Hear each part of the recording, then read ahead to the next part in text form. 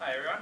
I'm going to talk about just marketing apps and what I've learned in the past couple of years. As I've embarked on making my own apps, and starting from people, no one's downloading anything, to people actually paying money for stuff. And I'm going to highlight a few learning points along the way, so you can probably apply that to your own startups or your own products that you're working on. So, anyone seen this show? Yeah, so back in 2001, this is an awesome show about this spy, and my brother and I used to go into IRC and get into bots and download this show, and we just, yeah. Yeah. Totally legal. Yeah, in a totally legal way.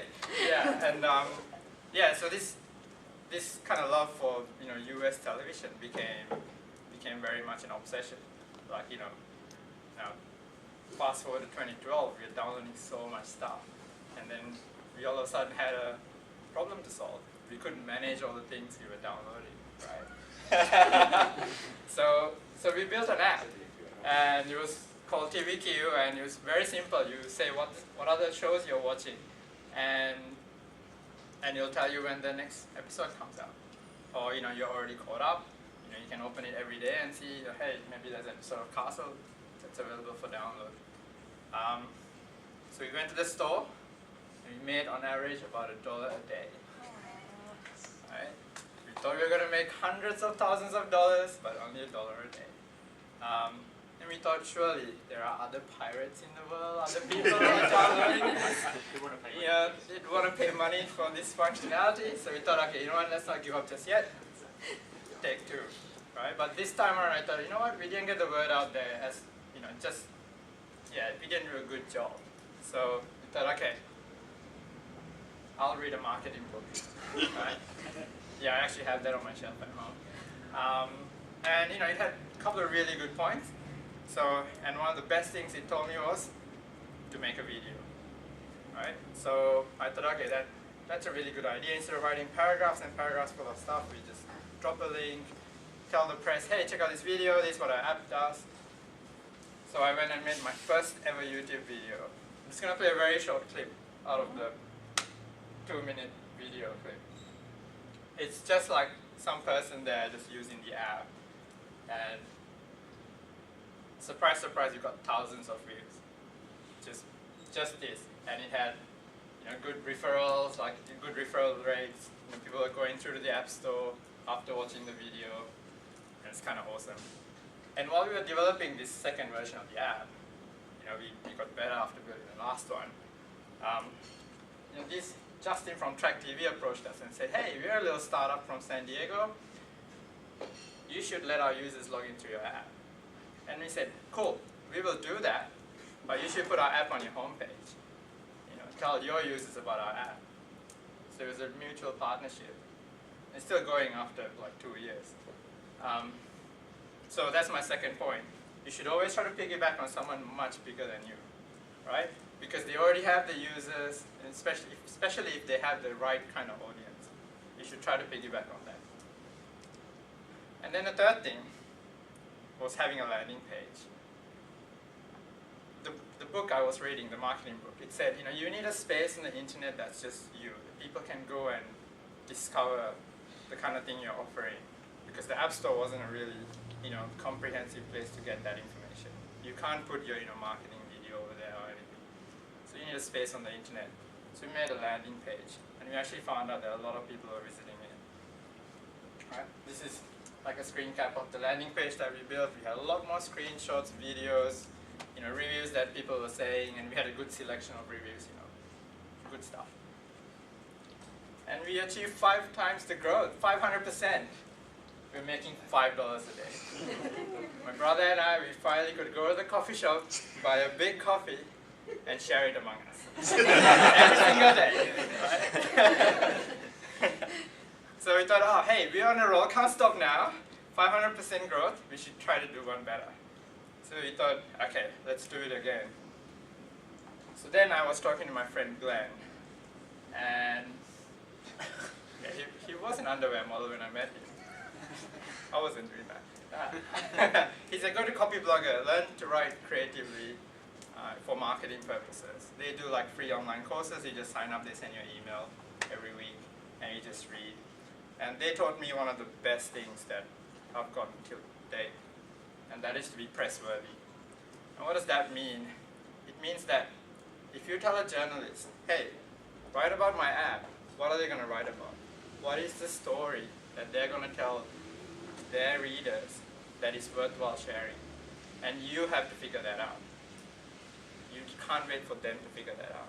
You need to pitch them, hey, this is what's great about our app. This is how we are changing people's lives, or disrupting, or whatever it is. And if you don't have a good story, your friends won't even tell other friends about your app, right? So you really need to be press-worthy. And there were a lot of stuff I learned along the way, like you need a good heading, right? So because journalists get like thousands of emails a day, so how do you stand out? You come up with a quirky headline, right? So we brainstorm, dozens of quirky headlines and use that as my email headline to tell the journalist, hey, check out our app, right? 2 lines, YouTube video, done. Now that you know what to tell the journalist, you got to hunt these people down. So in the previous version of the app, I emailed about 100 journalists onto their, to blog sites, to their global inboxes, shared inboxes, and I got 1 reply, right? So 1% hit rate.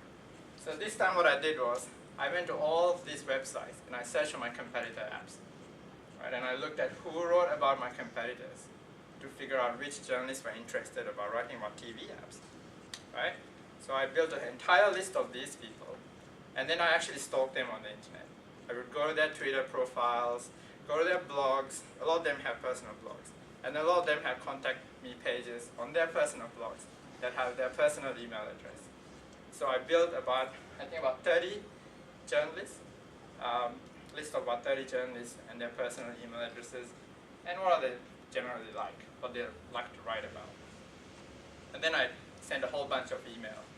And this time, out of 30, I got about 10 replies. And out of those 10 replies, I got 5 reviews. And some of these reviews came from iDownload blog, where a lot of UK folks go to read about apps. I got 9 to 5 Mac coverage on the launch day, and that led to a huge amount of traffic.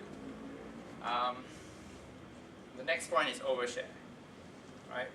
How many of you watch sport? Quite a few of you. You'll notice that sports shows never start when the game starts. It starts like half an hour, 1 hour before. If you watch Formula 1, it just goes on forever before the start. And that's because people don't just want to know, how someone performed in the sport, but they also want to know the backstory. They want to know the struggles. They want to know the scandals that happened during the week that led to them, turning out. If you went and told someone, oh yeah, David Beckham came out, got a free kick, got a goal, Man United won. Yeah, okay. But if you said, oh, so Alex Ferguson picked up a boot, threw at him, and he got a bruise on his face, he still went on the field, kicked the goal, won the game, that victory is way sweeter, right? So this is exactly what you have to do. You have to start sharing right from the start. Talk about your struggles, talk about the decisions you're making, and tell people. I have a video example from something I shared on Instagram while I was making the app. So this is me actually doing development and just trying different stuff out for our toolbar. And this is the final version that I ended up with. So that kind of stuff's cool, that kind of stuff gets shared around among our users because they like seeing the backstory, they like how we got there. So we launched, we got some reviews that came out, and day 1 we made $300, more than we've ever made. Yeah, more coffee than, well, good coffee for the whole year, I guess. We made more than $1,000 in the first week, so we had a discount running on the first day, and we eventually settled around $25 a day. So again, we improved 5 times yet again. So coming towards the end, the biggest lesson I've learned will start at the beginning. What I mean by this is you have to figure out what your story is at the start. A lot of the times what happens is people make this awesome product, and they get to the end and they go, oh, how do I tell people about this crazy beast I've just made? Like, how am I going to sell it? And a lot of the times you may find that this might be too late. You know, you missed all these great opportunities along the way that would have helped you market your app. So what I advise, if you can take anything out of this, is to think about the story and sit down and write a cool headline. Write a nice tagline of what your app or product does. And then write an interesting article. Think you're going to be on TheVerge.com or Wired.com and write an article. Say how is it going to solve a problem, how it's going to be exciting, you know, try and sell it. And then what you come up with there will serve as, you know, what's going to be your marketing strategy, but also how your app's going to look and what are the features you're going to implement. So I had a quick go at, like, you know, some of you know I've been working on Always Hungry. So quirky title, an app that solves first world food problems, right? And the tagline is it's an app that pushes you to eat good food when you are feeling hungry and weak-minded. So it gives you good suggestions. And then you can see the tagline really forms the core of your app. What's the core functionality? If nothing matches that, don't do it, right? That's the goal of your app. And the title, you can use it later to pitch a journalist with, you know, an exciting story. And when you do write your story, you can use that to pitch everyone. You know, the videos you made and the way you organize your app, it's all going to be around that. So if I can leave you with one thought, it'll be think about the story when you start, and it'll help you in a really unique, amazing way. That's it.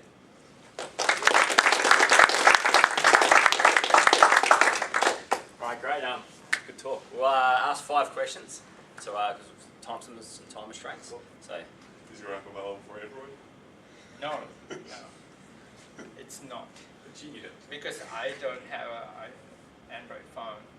If you do want something on Android, we're good friends with Siri Skype. They do a very similar app, and they're really good. Yes. How did you manage to do that filming? It's like, did you get it like professionally done? Or? No, I just got a camera, put it on a tripod, got someone there, and they just have. Sort of lighting Yeah, and stuff for that? Okay, a little bit of promotion. If you go to my blog, I've written multiple posts about making videos.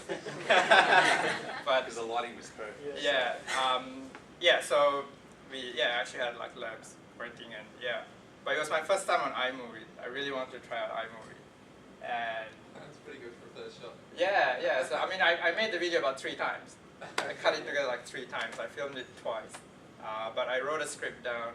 You always need a script to start with, and then you kind of need a vision of what it's going to look like, and then from then on, I just got my sister-in-law to sit there and just press on some stuff, and we put that together.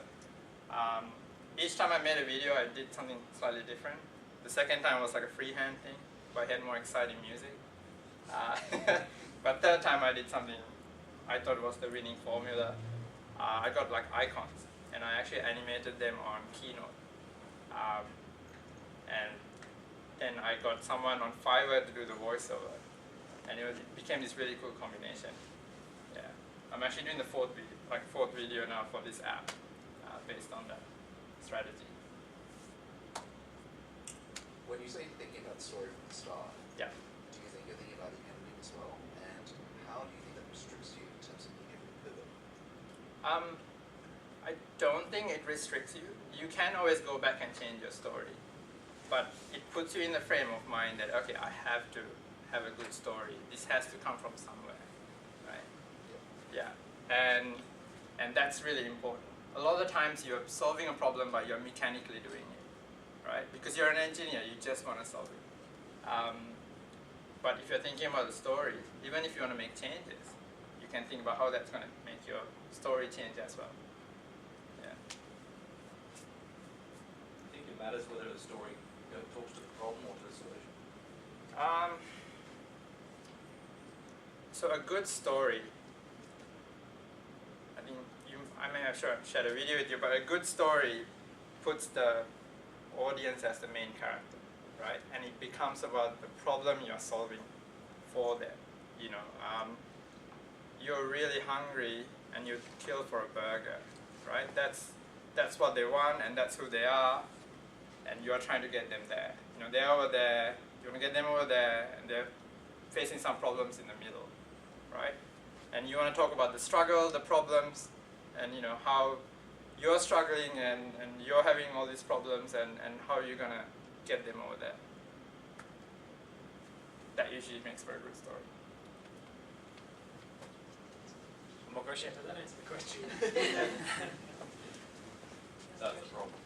Yeah, that's what I meant. Yeah. It's the problem. Yeah, you should focus on the problem. Anyone else have a question?